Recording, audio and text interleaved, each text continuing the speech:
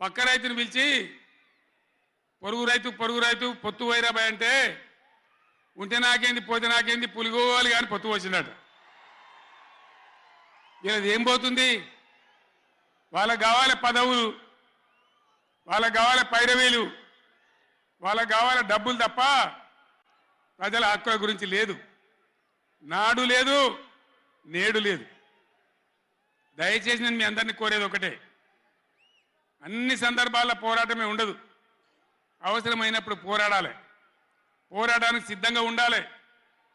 అవసరమైతే సద్దులు కట్టుకొని రావాలి, మనం పిడికిలి బిగించాలి. అప్పుడే మన హక్కులు కాపాడుకోగలుగుతాం.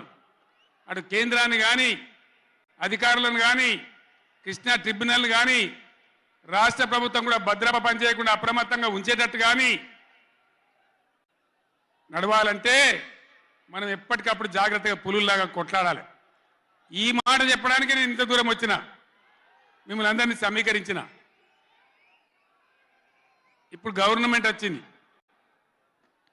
గవర్నమెంట్ వచ్చిన కాడ నుంచి మీరు చూస్తాను, ఎవడన్నా కొత్త గవర్నమెంట్ వస్తే ఏం చేయాలి?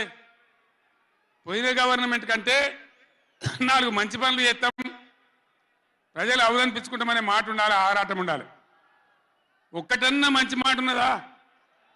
ఒక్కటన్నా? పొద్దున్న లేస్తే సొల్లుపోయాను కేసీఆర్ని తిట్టాలి.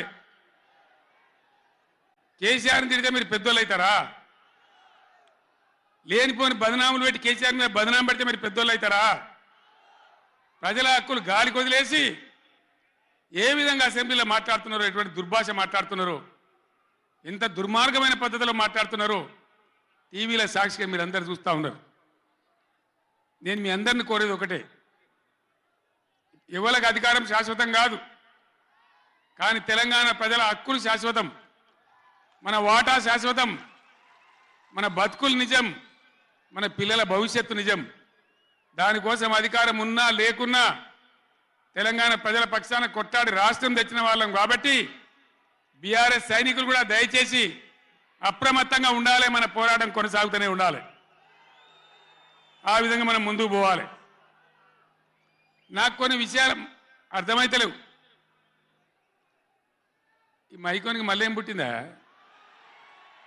ఏం చేయక మనం ఉన్నట్టు